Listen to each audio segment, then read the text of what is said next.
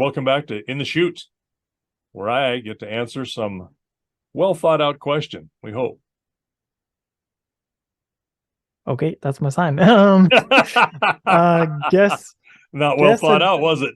well, I'm not a thinker. There have been guests more and more so on the ranch recently, over the last couple of years. We can kind of thank some of that to YouTube, and Facebook. We've been sharing videos on Facebook for a few years now, and we've been really starting to kind of get after YouTube since then. And people have asked to come visit. They know friends and family who visit on a regular basis, so they kind of jump in with the experience or the opportunity to take in and experience what we do here at the ranch. The question though is, uh, what's some of the stuff that you get from the guests when they talk about how there's no light or sound pollution anywhere around? And by that I mean not the typical pollution that people think of with smog or anything like that, but we're talking, you might hear a truck go down the highway, but that's about it. You hear a lot of birds and wind, lots of wind. You'll hear the cows and the horses, but then when it comes to light in the evening time, you'll see super clear starry nights, and there's just not a lot of glows of the city where you're driving into Billings, Montana, or Bozeman, or somebody might say Buffalo, New York, or St. Louis, Missouri. You start seeing that glow of the city as you get closer and closer to it. We really don't have that. So I wanted to see what are some of the comments and observations you have gotten from guests on the ranch, and kind of what has maybe surprised you the most with those. Um, I grew up this way, so to me it was normal, right? I Yeah. mean, Yeah. but I can also remember being in high school and had some friends from Billings, and they came up and we were hunting for the weekend and nighttime, and we're outside and they're looking and they go, "What is that glow on the horizon to the southeast?" I said, "Oh, that's Billings." And they're like, "What?" I said, "Yeah, that's Billings. That's the glow of the lights. That's the whole town of Billings. You can see it just kind of lights up the sky at the horizon a little bit in the night sky." And they were amazed by that, and I was kind of sickened by it. But yeah, and it's only gotten worse. But there's two different reactions at different times. And if you take the daytime reaction and people are here for a while, they'll go, "Oh my gosh, it's so quiet And and sometimes they don't it's even so realize it calm." until they've been there for a couple hours and they For a go, while, yes. wait a second, hold on here. Right. Why am I not hearing things? Yeah. Yeah. And their reaction is, it is so calming. Yeah. It is so relaxing to not hear all of this noise. And they say you hear birds and you hear insects. You can hear the buzzing of flies or bees or whatever, and they're just amazed by it. You can hear birds. You can hear birds, larger birds, when they're flying overhead. You can hear the wind beneath and past their wings. You can hear that wind past their feathers, and it just is amazing to them. And it's kind of nice that once they realize that, you can start pointing different things out that they can hear. Say, "Listen to that. You hear that? That's what this is."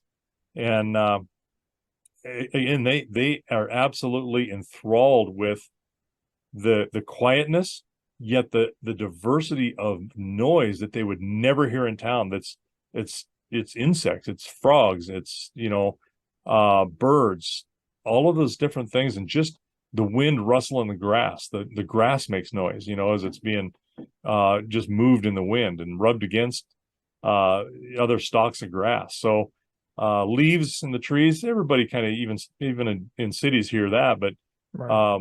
it's just a whole different place, where when you can be quiet, everything else is quiet, and there's nothing man-made about it, other than, as you say, a vehicle traveling down the highway a couple miles away, and when it's calm, you can hear for a long ways. You can hear Hmm. sounds for a large, long distance. And so that they are really kind of enthralled by that, and they get calm. It's funny. They say, "I've never been this relaxed, or haven't been this relaxed. Didn't realize I wasn't relaxed, after several days." It just gets to be, their body starts to become attuned to it.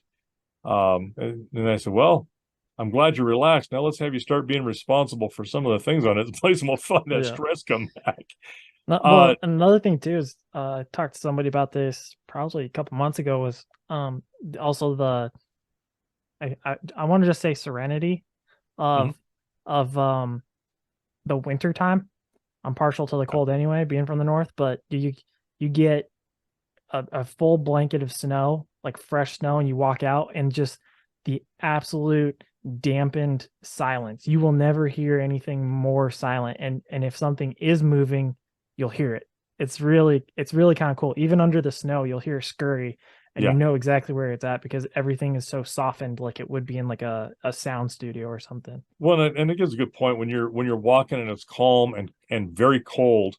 It doesn't have to be very even really cold. And you're walking through snow, you hear the snow move in front of your feet, where Hmm. you're just kind of kicking it out of the way, and you hear that kind of a spray of snow with every step. Yeah. The crunch and the squeak of snow underneath your feet while you're walking.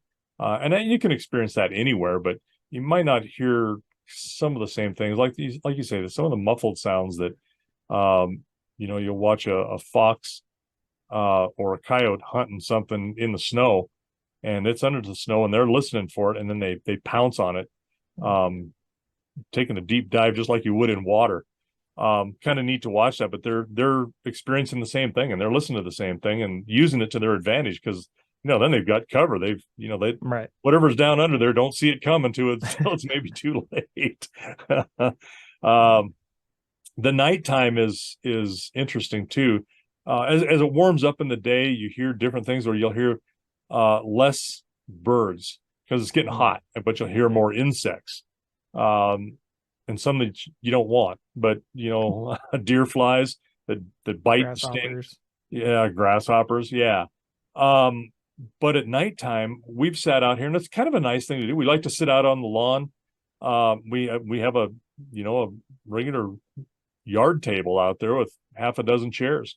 And I like to sit out there and maybe sip on a beer or have a bourbon. And as it gets, and you just talk, you just BS after supper. It's starting to cool down, and you're getting outside and getting some fresh air, and where you can be outside, and especially in the summertime. And as it gets dark, you just kind of just keep sitting there, and you're just talking. Pretty soon, you can't really see each other. You just kind of see each other's figures in the darkness, and but you look up and you can see stars and stars and stars and stars. And the comment is, "Oh my gosh, look how many stars are out." I mean, that is almost a universal statement with just hardly any variation to that. And night before last, yeah, your mom and I were coming home.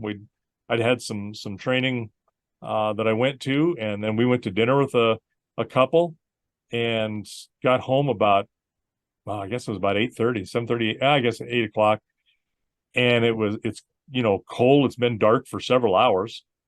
And you look up and we could see Orion, the constellation Orion, and Mm. not just Orion's belt. We could see the arms, the legs, and you could Mhm. actually see the sword, which you don't see the sword on Orion all the time here. But there were so many stars out, and they were so vivid.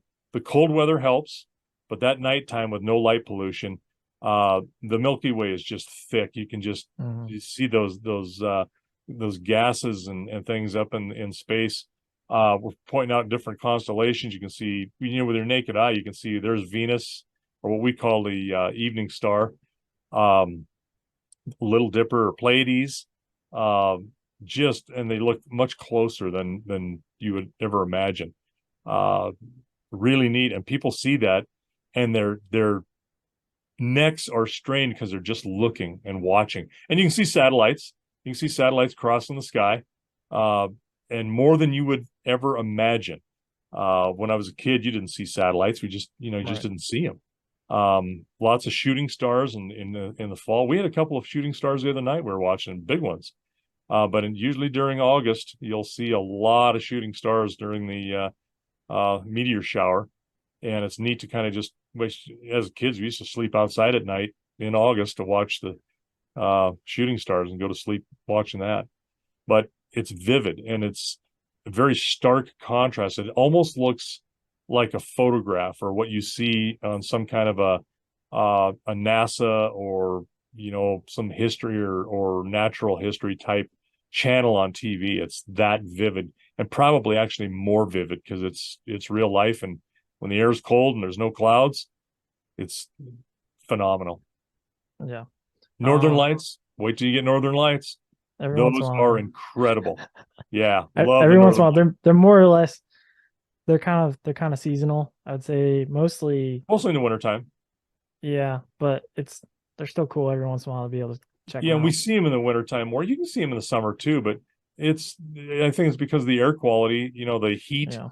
that cold air is dense and you can see further in it and it kind of cleans the air. Well, and the other thing too is you forget that in the summer times, a lot of time we'll have fires as well, and the Yep, smoke, the haze yep, always really kind of messes it. But that's right. now I will say though, the one benefit to fires is you will see some of the most picturesque sunsets and Yeah. sunrises in your entire lifetime because the oranges, the yellows, and the reds just Yeah. Even absolutely they you, pop. They're yeah, beautiful. you even see green colors in the Yeah. sky. No, you're right. One Some of of the those, few beauties of fires. yeah, as long as they're not in your backyard. Yeah, exactly. But all right, with that, we'll take that conversation and put it out to pasture.